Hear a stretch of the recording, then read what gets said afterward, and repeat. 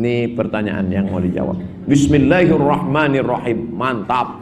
Yang menulis pertanyaan pakai bahasa Arab, Bismillahirrahmanirrahim, mantap. Tapi sesudah ini jangan biarkan jatuh ke tanah, dipijak-pijak.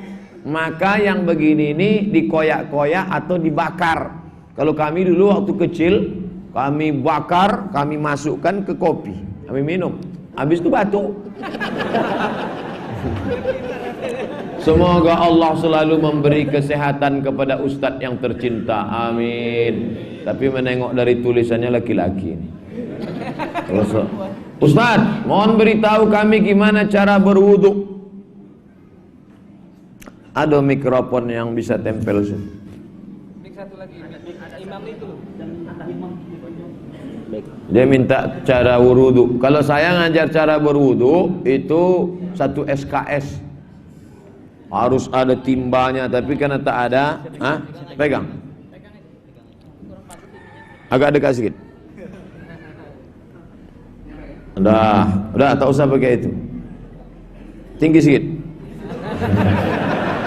Dah, tengok baik-baik ya. Idza staiqaza ahadukum, kalau kamu bangun tidur, fala yughmis, jangan masukkan tanganmu ke dalam bejana ember. Li'annahu la yadri aina batat yaduhu, karena kau tak tahu tadi malam tanganmu nginap di hotel mana. Maka basuh dulu. Kalau tak ada gayung, tak ada cedok, maka dimiringkan bejana itu, basuh dulu. Setelah bersih, barulah kau ambil gayung. Jangan pakai keran, karena kalau keran itu mubazir, banyak air habis. Basuh. Dah, setelah basuh tangan, pertama istinsyaq, madmadah, masuk air ke mulut langsung ke hidung.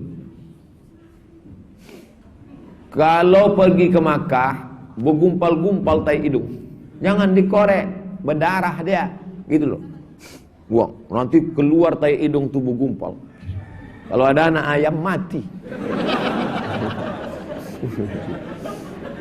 Manfaat menarik air ini membantu oksigen naik ke otak. Ini oksigen mesti masuk ke otak, kalau tidak kena stroke ringan. Maka ditarik ke atas. Apalagi yang flu, yang pilek, bagus, tarik ke atas. Sakit Pak Ustaz? Iyalah. Dah, gosok. Kalau ada siwak, gosok. Saya sebelum kesini gosok gigi dulu. Gosok gigi, bersih. Jangan sampai kita sholat mulut bau hantu.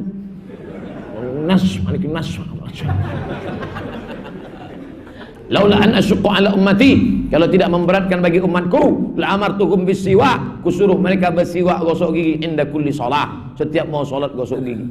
Dah, setelah hidung bersih, mulut bersih, barulah siramkan air ke muka. Idza qumtum ila shalah, kalau kamu mau salat, faghsilu wujuhakum, basuhlah muka. Batas muka itu dari paku telinga kanan ke paku telinga kiri. Mana pakunya? Ini. Kalau ada yang tak berpaku, agak-agak aja lah. Nah, batas dari atas ke bawah mana? Dari ujung dagu ke batas tumbuh rambut. Batas tumbuh rambut yang normal. Karena ada juga batasnya kemari. Jadi jangan disapu sap.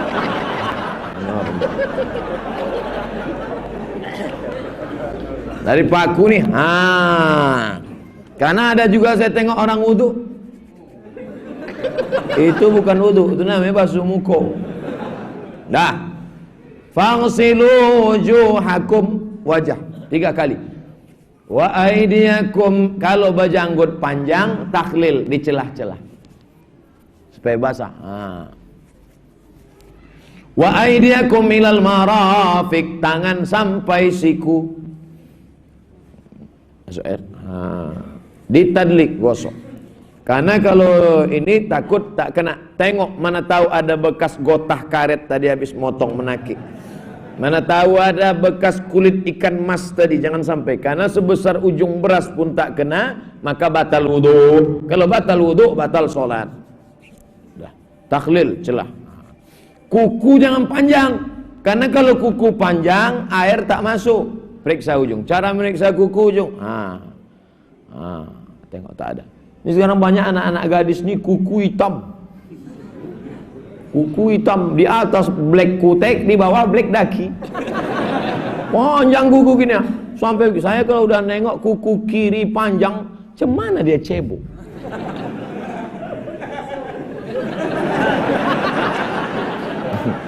Nah, kayak kalian yang lajang-lajang kalau mau berbini, itu tengok kuku. Jangan tengok muka dulu. Ini banyak muka tuh tengok. Oh, kuku hantu. Dah, tangan kanan. Kenapa tak begini? Uduk ginilah. Rupanya kalau kita uduk begini, ini yang ngasih tahu dokter. Kami Pak Ustadz kalau mau membedah orang, nyiram tangannya gini. Karena kalau kami siram begini, turunlah kumannya di ujung jari. Kalau kuman-kuman di ujung jari kami pakai mengoperasi, busuklah kulit orang, terkontaminasi bakteri. Tapi kami siram sampai ke siku, maka ujung tangan steril bersih. Dari mana Nabi Muhammad tahu itu? Padahal dia tak pernah terdaftar di fakultas kedokteran. Makanya anak-anak bapak masukkan ke kedokteran. Dia yang ngomong tuh nanti. Dah, setelah bersih, barulah kepala. Wamsahu biru'usikum. Usap kepala. Kepala tidak dibasuh. Jangan hidupkan keran kepala.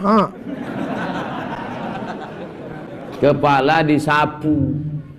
Cara menyapu kepala ada 3. Sapulah kepala. Kebetulan gurunya orang Melayu. Sapu kepala. Muridnya orang Jawa. Diambilnya sapu. Mengusap kepala. Nabi itu bersorban.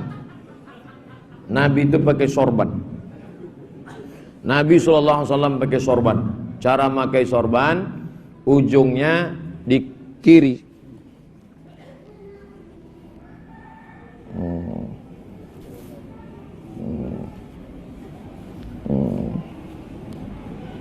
Nah, Nabi itu bersorban. Nih, Ustadz kenapa tak bersorban? Panas.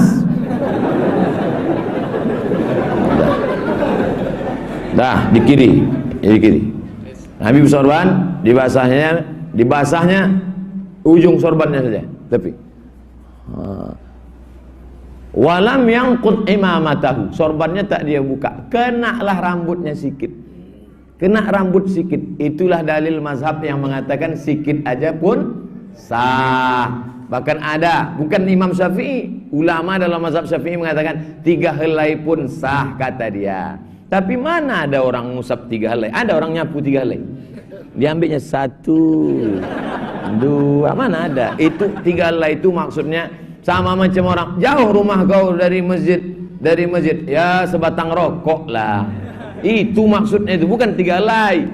Ini ada pula orang mau nanya saya, Ustaz Somad, katanya 3 helai. Apakah 3 helai itu dari pangkal ke ujung atau boleh dari tengah? Ini mau ngetes saya. Cara kedua, dibasahkan tapak tangan, disapu ke dalam.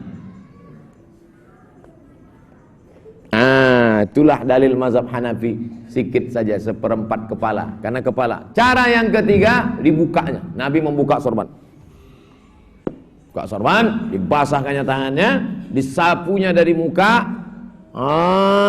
ke belakang, maju ke depan, menyatu ke telinga. Jadi 3 cara. Pertama, sikit saja. Kedua, 1/4 kepala. Yang ketiga, muka ke belakang, ke muka, menyapu ke telinga. 3-3-nya sah, tak usah dipermasalahkan. Tapi kami belajar sikit aja Pak Ustaz, sah. Lalu yang masalah, yang tak sembahyang, sah kelahi gara-gara itu. Dah, habis itu barulah kaki. Kaki disiram. Takhlil. Ini celah-celah kaki nih.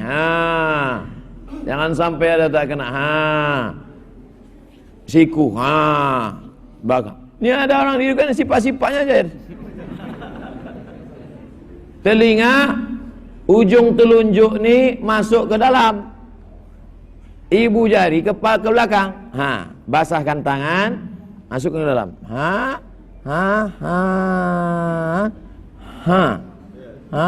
Ada lagi. Makanya telinga itu bersih. Ini sekarang banyak cantik, ditengok sarang Spiderman dalam. Orang Islam itu bersih, tangan bersih, kuku bersih, bersunat. Memang gayanya pakai sarung tapi bersih. Ini pakai jas, pakai dasi tapi tak cebok. Nah, ini pasti di internet nanti ejek-ejek ini. Terserahlah, salah sendiri. Kalau mau tak sakit hati, bersunatlah. Habis itu barulah berdoa. La ilaha illallah syarikalah. Asyhadu an la ilaha illallah syarikalah. Asyhadu anna Muhammadan abduhu wa rasuluhu. Allahumma ja'alni minat tawabin wa ja'alni minal mutatahhirin wa ja'alni min ibadikas. Yang mau ngangkat tangan, disapunya mukanya, sah, boleh. Yang tak mau ngangkat tangan, dia diam aja, boleh juga. Angkat tangan, sapu muka, boleh. Ngangkat tangan, tidak sapu muka, boleh. Tak angkat tangan, tak sapu muka, tak apa. Tak ada angin, tak ada hujan, sapu muka aja. Tak tahu tak kenapa sapu muka. Dah, itu pertanyaannya tadi. Ustadz, apa hukum merokok? Ini udah. Merokok menurut Muhammadiyah, Majelis Tarjih Muhammadiyah mengatakan merokok haram. Merokok menurut Syekh Ali Jum'ah Mufti Mesir, tempat saya kuliah di Mesir, kata Syekh Ali Jum'ah merokok haram. Merokok menurut Mufti Saudi Arabia Syekh Abdul Aziz Ibnu Baz haram. Merokok menurut Majelis Ulama Indonesia haram bagi ibu hamil, ibu menyusui, anak-anak dan orang yang sakit. Adapun orang yang tidak masuk dalam kategori ini makruh. Pilih haram apa makruh?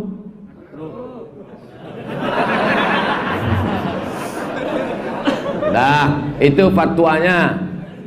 Ada namanya Kiai Haji Lukman Syarif. Siapa namanya? Lukman Syarif. Kata Kiai Lukman Syarif, ada seorang kiai, namanya tak disebut, tak kiai siapa. Kiai ini di belakang rumahnya ada pokok kacang, ada pokok ubi, ada pokok nanas, ada pokok tembakau. Suatu malam datanglah segerombolan babi. Besok pagi kiai membuka belakang rumah, ditengoknya kacang habis dimakan babi, ubi habis, tembakau tak disentuh. Rupanya tembakau pun haram dalam dunia babi. Sekarang pilih haram apa makruh? Jangan salahkan saya, itu kata Kiai Lukman Syarif. Yang mau membuli, bully Lukman Syarif, jangan saya. Ustaz, apa hukumnya orang mendahulukan pamer di sosial media daripada ibadah mendengarkan ceramah?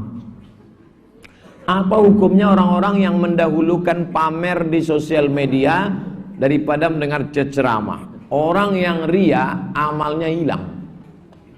Sebelum sholat, dihidupkannya HP streaming. Allah, tak pula nampak. Allah, suat tahajud nih, tahajud. Bismillahirrahmanirrahim. Oh, itu tak ada. Tapi mengajak orang tahajud boleh. Tulis di posting. Wa minal laili, dari sebagian malam fatahajjad, bertahajudlah kamu. Hai sahabat-sahabat, tahajudlah sebelum kematian tiba. Boleh, apa salahnya? Ini foto anak-anak nih, foto ibu-ibu nih, foto nih semua posting. Beginilah orang Seberida mengaji subuh. Bagus untuk syiar. Bagus, tapi sendiri dia, alhamdulillah baru aja pengajian tadi. Jadi ini beti-beti nih, beda-beda tipis antara syiar dan riya. Jadi yang Ustaz ceritakan tadi, ini nyumbang ini nyumbang ini, itu masuk riya atau ibadah? Saya mau memberikan semangat bersedekah, karena sahabat Nabi dulu bukan diam-diam bersedekah. Ada namanya Abu Dihdah, bersedekah 600 batang pokok korma. 600 batang korma itu kalau sawit sekarang 4 kapling itu. 4 hektar, 2 kapling. Korma bukan sawit. Kalau sawit 1.500, kalau korma 280.000 sekilo. Korma ajwa. Makannya pun mikir 2 kali gitu. Jadi sahabat-sahabat Nabi itu bersedekah bukan orang lain tak tahu, tahu dia. Bagaimana hukumnya orang memfitnah saya? Katanya saya mengguna-guna menyantet keluarganya. Laporkan ke Polda. Dia akan kena pasal tindakan tidak menyenangkan. Kalau ustadz yang disantet orang, saya lapor ke Polda. Pasal santet belum bisa diresmikan sampai sekarang. Karena tak terbukti. Kita marah sama orang. Anak-anak lajang menggoda anak gadis lewat, hai godain kita dong. Apa kata si cewek? Wih, kau mau sama aku, kata dia. Cinta ditolak, dukun bertindak. Diambilnya air ludah anak gadis itu, dibawanya ke dukun. Bacakan dukun lah, kak kang telinga bosi mulut tersongkang gitu, kunci-kunci Allah. Santet, habis itu malam tak lelap, tidur tak lelap, makan tak kenyang. Mana bisa dituntut? Tak bisa. Sampai sekarang masalah santet ini tak bisa. Maka jagalah diri. Pertama, habis sholat subuh, habis sholat asar 2 kali sehari. Kalau tak bisa, sebelum tidur malam. Yang 7 ini jangan lupa. Qul huwallah 3 kali, Qul a'udzu falaq sekali, Qul a'udzu birabbin nas sekali, Al-Fatihah sekali, pangkal Al-Baqarah 5 ayat sekali, ayat kursi sekali, ujung Al-Baqarah lillahi ma fis samawati sekali. Dibacakan ke air, diminum dan dimandikan. Dah, bacalah itu. Kalau orang menuduh-nuduh kita, inna syani'aka huwal abtar. Siapa yang menuduh engkau, siapa yang mengejek engkau, huwal abtar, dialah yang terputus. Doa ya sama Allah, putuskan dia Allah. Insya Allah putus. Apanya yang putus? Entahlah. Putuinya insya Allah. Ustaz, kami 5 bersaudara. Orang tua kami sudah meninggal, meninggalkan sedikit warisan. Tapi warisan itu belum dibagi. Karena masih ada 1 orang adik kami masih kuliah, butuh biaya. Gimana nih Pak Ustaz? 1, 2, 3, 4, 5. Ini masih kecil, ini yang masih kuliah tadi. Matilah ayah. Sama mati, ini mati. Mati. Saya tak tahu berapa laki-laki, berapa perempuan. Biar mudah membaginya, laki-laki aja lah semua. Cap lonceng semua. Mati. Bini tak ada, maknya tak ada. Orang inilah semua. Berapa hartanya? 1 miliar. 1 miliar maka dibagi 5. Berarti 1 orang 200 juta. Bagilah 200, 200, 200, 200, 200. Selesai. Jangan duit itu kalian tahan gara-gara adik kalian kuliah. Tapi nanti Pak Ustadz, kalau kami bagi ke adik ini 200, dibelikannya trail, dibelikannya Kawasaki Ninja, naik dia ke pokok kelapa. Gimana caranya? Bagi duitnya tapi masukkan ke rekening, ke bank apa? Bank Syariah Mandiri. Kenapa mesti bank itu? Karena itu yang membantu suku Talang Mama. Masuk iklan gitu ya kan. Nah, Dek, kau kan masih kuliah. Nanti kau digoda cewek-cewek cantik, iman kau belum kuat. Jadi duit kau nih kami yang nyimpan. Apa kata si adik? Iyalah bang, tapi abang nyimpan, jangan bini abang ya. Mohon maaf bu, ibu-ibu yang ini baik-baik semua. Bini abang ini tak ada yang sembahyang satu. Hantu-hantu aja nih semua. Jadi caranya jangan tak dibagi. Karena kalau tak dibagi, temakan duit ini makan haram. Sepiring nasi berubah menjadi setetes darah. Darah masuk ke tangkai jantung. Karena darahnya itu masuk ke jantung. Jantung tuh naik menyembur ke otak. Isi kepala tuh haram, haram, haram. Gara-gara makan haram. jangan makan haram. Walaupun yang dimakan lontong sayur, nasi uduk, tapi kalau dibeli dari duit haram, maka haramlah dia. Apa hukum orang punya uzur sholat sambil duduk posisi tepat di belakang imam? Kalau di Mesir, nanti yang pergi ke Mesir umrah, nampak itu orang yang duduk di kursi letaknya dua. Pertama samping kiri, samping kanan. Yang kedua di belakang. Ada jamaah kita, maaf cakap, uzur, maka disediakan kursi samping. Nanti yang pergi ke Makkah, belikan kursi. Kursi ini besar, kecil dia. Kecil kursi itu bisa dilipat, letakkan di samping, buat situ wakaf masjid. Belikan rantai besi, ikatkan ke tiang. Tidak nanti dilarikan orang. Ikatkan ke rantai itu agak 3 sana. Siapa yang uzur, duduklah di situ. Nanti setelah imam luruskan shaf sampai. Kalau tak sampai, dia geser kemari. Begitu cara yang saya tahu. Kalau ada ustadz lain, berarti dia lebih banyak membacanya. Jika seorang bisa berjalan, mampu berdiri lama, tapi sholat dengan duduk bersila, apakah sholatnya sah? Apa dalilnya? Sholat sunat boleh duduk, karena Nabi setelah dia tua tak tahan, dia tegak lama. Tapi kalau orang yang sehat walafiat, maka dia sholatnya tegak. Kenapa kita sholat duduk? Yang sholat duduk itu hanya orang uzur. Kita tidak uzur, maka sholat. Sahabat tak sah Pak Ustaz. Ini sholat ini bukan masalah fikih. Wa na'lamu ma tuwaswisu bihi nafsuh. Kami tahu apa yang berbisik-bisik dalam hatimu. Allah tahu kau sudah curang. Allah saja kau tipu, apalagi yang lain. Hati-hati ibu-ibu, Allah aja ditipunya, apalagi ibu. Apa yang harus saya lakukan ketika ayah ibu saya meninggal? Mereka punya hutang kewajiban sholat dan zakat. Sholatnya tak bisa diganti, puasanya bisa. Puasa ada dalilnya. Buka Bulughul Maram min adillatil ahkam. Man mata, siapa yang mati, wa alaihi siyamun, punya utang puasa, shoma anhu waliyuhu, ahli warisnya wajib menggantikan puasanya. Mak kita yang mengandung kita 9 bulan 10 hari, tanya dia, mak, waktu mak dulu mengandung aku berapa kali puasa? Tinggal 30 hari. Setelah kau lahir 30 hari. 2 tahun 30 hari. Jadi saya ceramah nih, saya tanya dulu keluarga. Mak saya tanya dulu. Bapak ibu balik pulang tanya emak.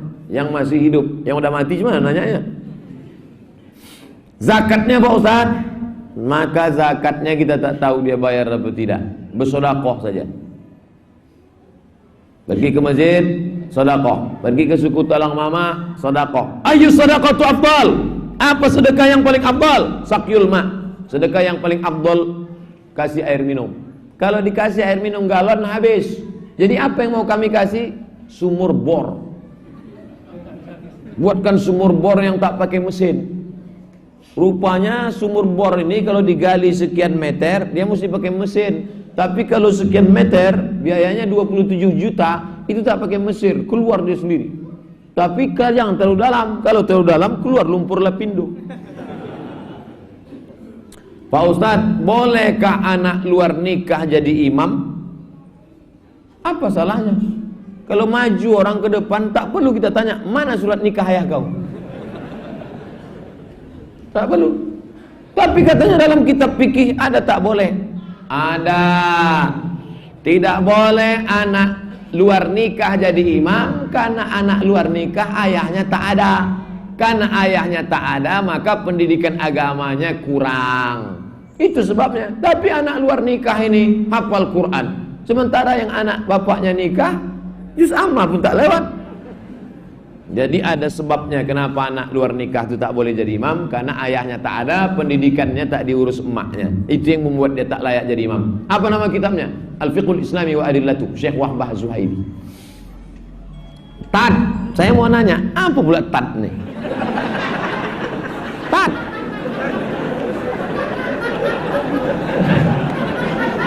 Lengkaplah ya Ustaz. Pakai huruf dzal. Ya Ustaz, Ustaz, ada zai, ada wa, ada la. Letakkan ujung lidah di gigi atas. La. Ustaz, tat. Apa? Jangan tersinggungnya marah. Yang belum gara-gara ini, sumpah aku tak ikut pengajian. Ya. Mantap. Amalan apa yang sebaiknya diamalkan wanita yang sedang haid atau nifas sebelum tidur agar terhindar dari gangguan setan laki-laki?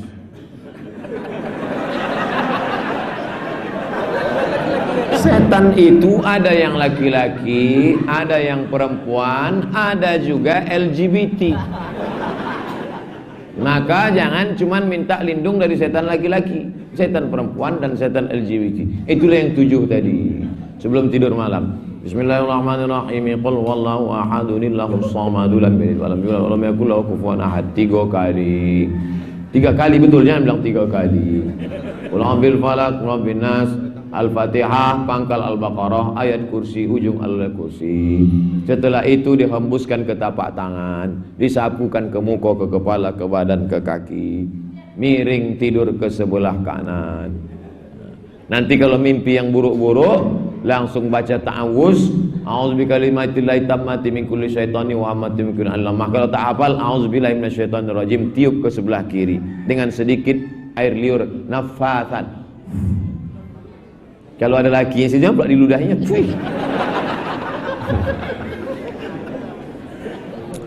UST. Bagaimana caranya sholat orang pindah ke sop depan, sedangkan sholat jamaah sudah usai dengan orang ini masbuk, tak ikut sholat jamaah? Apakah sah sholat orang ini? Mohon maaf ya. Mohon maaf.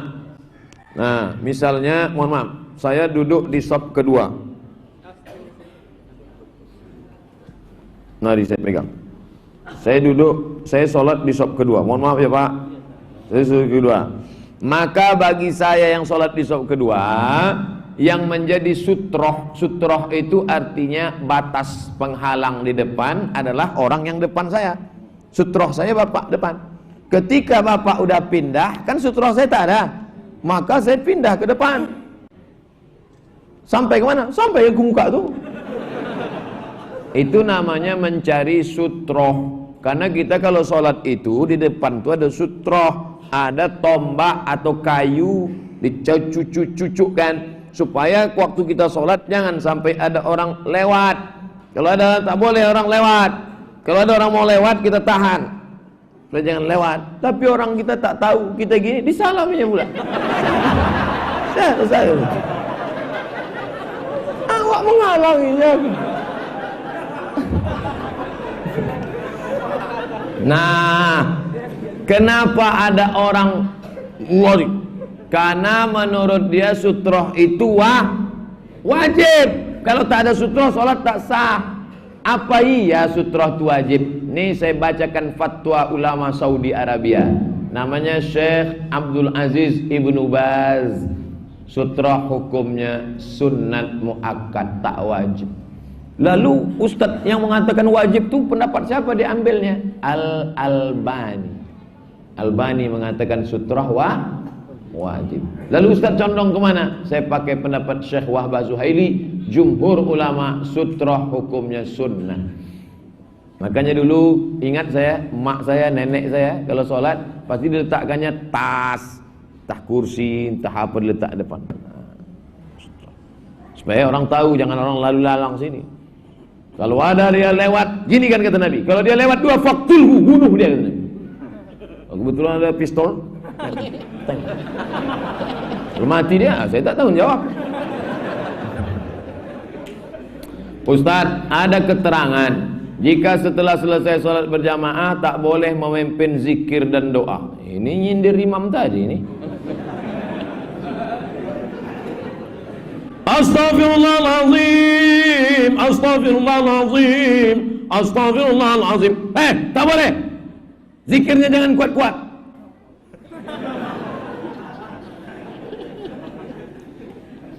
Kanal jahru bidzikri fi ahdin Nabi sallallahu alaihi wasallam. Hadis riwayat Abdullah bin Abbas.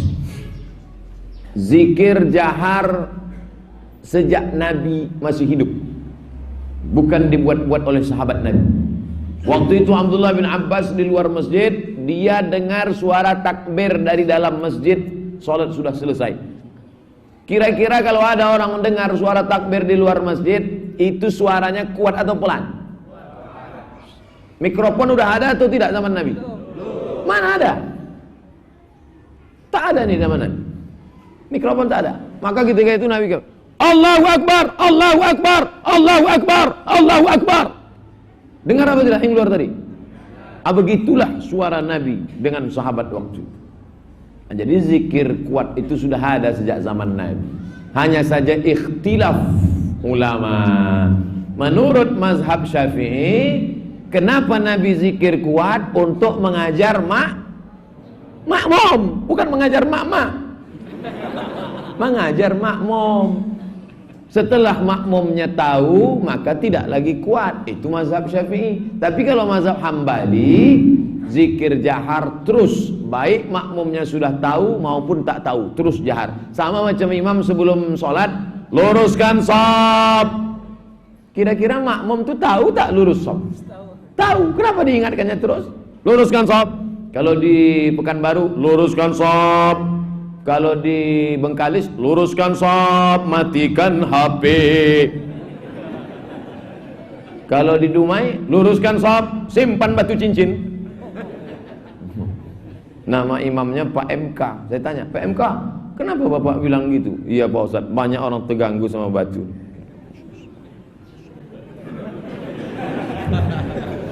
Tengok, Sungai Dareh.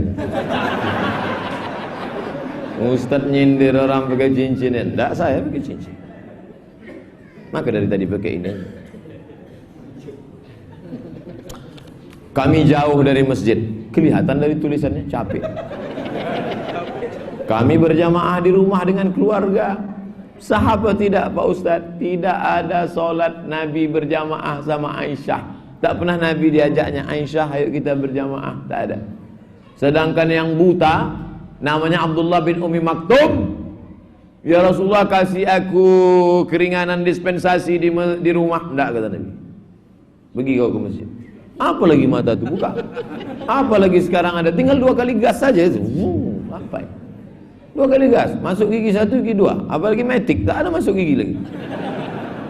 Kenapa sholat di rumah? Tapi katanya Pak Ustadz, sholat sama istri, sholat tahajud, bukan sholat maghrib. Sholat tahajud ya, ambil air, percikkan ke wajah bini, katanya. Bangun! Itu kalau nikahnya udah 20 tahun. Halo yang baru nikah, wake up my darling, wake up my honey. Ya, bangunlah, sholat tahajud. Sholat tahajud ya. Kalau sholat maghrib, sholat zuhur, sholat asar di masjid, apalagi masjid besar macam ini. Tapi tak muat Pak Ustaz, tengoklah, tak ada alasan, bentang sajadah di luar sana. Kami belajar dari buku, kami pahami isinya, kami sampaikan pada jamaah. Apakah kami salah Pak Ustaz? Kalau belajar hadis dari guru, guru membaca, murid mendengar, namanya semak. Maka nanti waktu dia meriwayatkan haddatsani syaikhi, guru membaca dia dengar, dia membaca gurunya mendengar, namanya qiraah. Tapi kalau dia buka buku dibacanya sendiri, namanya wijadah namanya. Maka wijadah ini kalau dia tak tanya, tak paham, tanyalah Ustaz. Kita ada Pak Kuak, ada Ketua MUI, tanya. Yang umum-umum baca aja baca. Yang tak paham tanya, jangan tak bertanya. Orang tak berguru, gurunya setan. Sekarang banyak jamaah bingung mana yang harus diikuti. Apa bingung? Saya tak bisa, ini terlalu umum ini. Masalah mana? Fokus satu masalah. Masalah sholat subuh pakai kunut dengan yang tak pakai kunut. Fokus. Kalau nanya sama saya fokus. Ini yang umum gini, bingung saya jawabnya. Oke, saya fokuskan. Ustadz, kami bingung, salat subuh pakai kunut atau tak pakai kunut? Mazhab paling tua Hanafi, nomor 2 Maliki, nomor 3 Syafi'i, nomor 4 Hambali. Yang pakai kunut subuh itu 2, Syafi'i dengan Maliki. Yang tak pakai kunut subuh itu 2, Hanafi dengan Hambali. Waktu bapak ibu umroh ke Makkah, pakai kunut apa tidak? Tidak. Kenapa Makkah tak pakai kunut? Karena Makkah itu rajanya mazhabnya Hambali, maka tak pakai kunut. Tapi Maroko, saya 2 tahun Maroko pakai kunut karena mazhab Maliki pakai kunut. Yaman, Habib di Yaman, mazhab Yaman Syafi'i, maka ikut mana? Ikut aja imam. Kalau imamnya pakai kunut, kita ikut kunut. Tapi kalau imamnya 3 rakaat, kita ikut apa enggak? Tidak. Karena tak ada 4 mazhab. Jadi selama tak keluar dari 4 mazhab, ikutlah dia. Masalah bismillah, gitu juga. Mazhab Syafi'i, bismillahnya jahar. Bismillahirrahmanirrahim. Kalau Hambali, bismillahnya sir. Kalau Maliki tak pakai bismillah sama sekali. Tapi keempat mazhab sepakat bahwa sholat pakai Fatihah. Tak ada imam langsung Allahu Akbar, qul huwallahu ahad. Itu entah imam apa itu. Imam lupa tuh. Puasa kami banyak tinggal, disengaja atau tak sengaja. Bagaimana cara menggantinya? Qadha. Kalau qadha cuci tangan. Qadha. Sahajo ambo berniat puasa qadha esok hari karena Allah Ta'ala. Niat bahasa Jawa Pak Ustaz? Tanya lah orang Jawa. Nawaitu sawma qada'in lillahi ta'ala. Saya tak ada niat pakai mulut, dalam hati saja, sah. Ibu-ibu, bapak-bapak yang tinggal puasanya lalu sekarang taubat, qadha. 1 tahun bisa mengqadha 80 hari lunas. Loh, gimana caranya? Senin, Kamis, Senin, Kamis, Senin, Kamis, Senin, Kamis, 8 hari. 10 bulan 80 hari. Tapi niatnya niat qadha. Ibu yang niat qadha hari Senin dapat 2 pahala. Pahala qadhanya lunas dan dapat pahala puasa sunat. Qadha. Ustaz ceramah kok enggak habis-habis, salah sendiri. Kenapa dikasih pertanyaan banyak-banyak? Akan datang saya kasih tahu kepada hadirin hadirat yang mengundang. Kalau mau cepat-cepat sorter pertanyaan. Buat 3 biji aja. Kalau mau cepat buat setengah, koyak kertasnya. Jamaah nih udah lama tak jumpa, dia mau balas sakit hati. Orang maksiat, kemudian tobat, maksiat lagi, tobat lagi. Apakah dia disebut mempermainkan Allah dan Rasul? Namanya fasik. Sengaja terus buat dosa, namanya fasik. Yudillu bihi katsira, banyak yang disesatkan Allah. Wa yahdi bihi katsira, banyak yang diberi hidayah oleh Allah. Wa ma yudillu bihi illal fasiqin, yang disesatkan Allah orang yang fasik. Apakah taubatnya diterima Allah Ta'ala? Ma min muslimin yuznibu zamban, ada orang yang salah, summa yatatahhar, mandi taubat, summa yusalli rak'ataini, salat sunat 2 rakaat, usolli sunnat taubat, summa yastaghfirullah, minta ampun pada Allah, illa ghafarallahu lah, Allah mengampunkan dosa dia. Cukupkan syaratnya. Masalah diampunkan Allah apa tidak itu hak prerogatif Allah, tapi berharap jangan nanti ya Allah maafkan aku, terserah kalau Allah mau maafkan, tidak menafsir apa-apa ya gitu. Semoga senantiasa Ustaz dalam lindungan Allah, amin. Saya minta penjelasan Pak Ustaz. Berikanlah pekerja upahnya sebelum kering keringatnya. Ini bahasa Indonesianya. Bahasa Arabnya, uqtul ajira ajrahu qabla an yajib fa'arakuhu. Berilah upah pekerjamu sebelum kering keringatnya. Ada pula hadis yang menunda kewajiban halal kehormatan pantas mendapatkan hukuman. Matlul ghani kufrun, orang yang mampu tapi menunda-nunda kufrun, berarti dia kufur nikmat.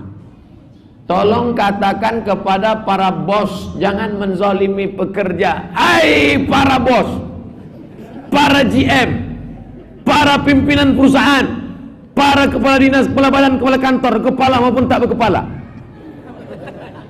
Hai orang-orang kaya, gaji supir kalian, tukang panen kalian, tukang takik gotah kalian, tukang timbang kalian. Kalian makan harta keringat, tetes puluh keringat air mata mereka. Banyak puasa kalian, banyak solat kalian, tapi di akhirat nanti, ini yang dikatakan Nabi, ja'a yaumal qiyamati bi salatin. Ada orang yang datang menghadap Allah hari kiamat, solatnya banyak, wasiyamin puasanya banyak, wa zakatin zakatnya banyak, tapi dia menganiaya orang, habis pahala puasa zakat diambil oleh orang-orang tadi. Maka bayarlah sebelum kering keringatnya. Pergi ke kebun sawit, tengok tukang panen. Asal kering, belum kering, bayar. Bukan itu maksudnya. Maksudnya jangan menunda zalim. Diambil duit keringat tukang gali paret, diambil duit tukang gali panen, diambil, dibawa ke Makkah. Labbaik Allahumma labbaik. Haji kau tak diterima. Kenapa haji kau tak diterima? Zaduka haram, karena kau berangkat dengan duit haram. Jangan sampai makan keringat orang. Pak Ustadz, bagaimana hukumnya wanita haid masuk masjid? Wanita haid tidak boleh masuk masjid, tidak boleh megang Quran, tidak boleh bawa Quran, tidak boleh baca Quran, tidak boleh iktikaf, tidak boleh tawaf, tidak boleh sholat, tidak boleh puasa. Lalu amal kami apa? Zikir. Banyak-banyak zikir. Subhanallah, subhanallah, subhanallah, subhanallah, subhanallah. Datang kawan pas beli kangkung ngajak cerita aib orang. Kabarnya anak saya, subhanallah, subhanallah.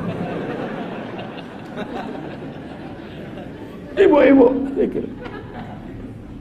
Kalau kami mau dengar pengajian, itulah makanya masjid ini dibuatkan emperan teras. Ini untuk orang yang haid. Mohon maaf, Bapak, bukan saya bilang Bapak.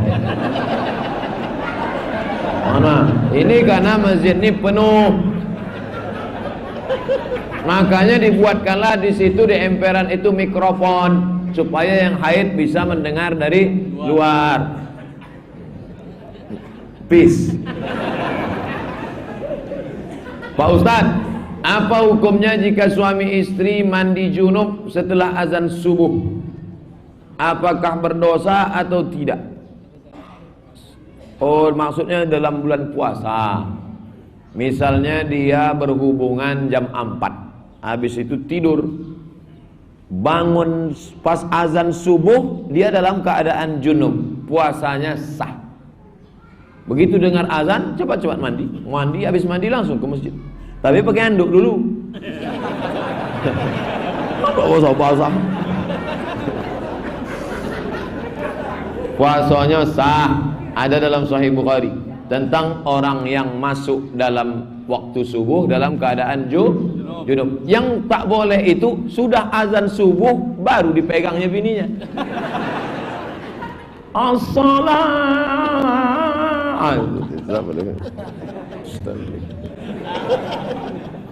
Tabligh akbar di Masjid Ikhlas Simpang 4 Belilas 11 Februari 2018. Penceramah Ustadz Jel Fatullah. Oh, ini kakak kelas saya di Kairo.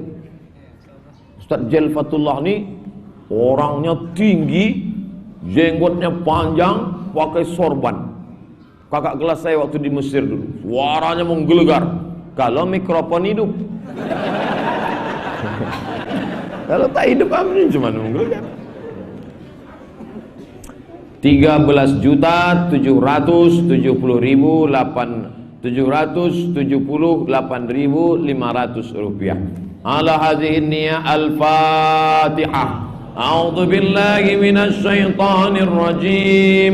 Bismillahirrahmanirrahim. Alhamdulillahi rabbil alamin. Ar-Rahmanir Rahim. Maliki yaumiddin. Iyyaka na'budu wa iyyaka nasta'in.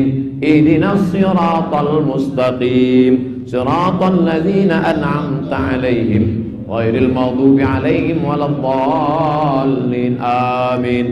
Alhamdulillah rabbil alamin wassalatu wassalamu ala asyrafil anbiya'i wal mursalin wa ala alihi wa sahbihi ajma'in. Rabbana fir lana dzunubana, ampunkan dosa kami ya Allah.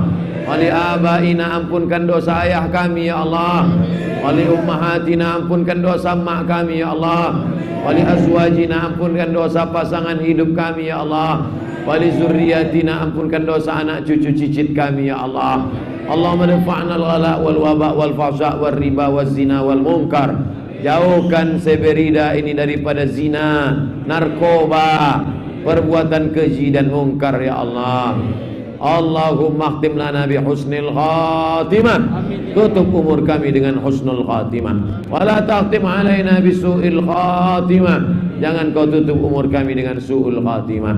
Allahumma waffiqna lima tuhibbuhu wa tardah. Bukakan pintu hati kami supaya kami beramal dengan amal yang kau ridhai dan kau cintai ya Allah. Rabbana atina fid dunya hasanah wa fil akhirati hasanah wa qina adzabannar. Wa sallallahu ala sayyidina wa maulana Muhammad wa ala alihi wa sahbihi wasallam. Walhamdulillahi rabbil alamin. Taqabbalallahu minkum.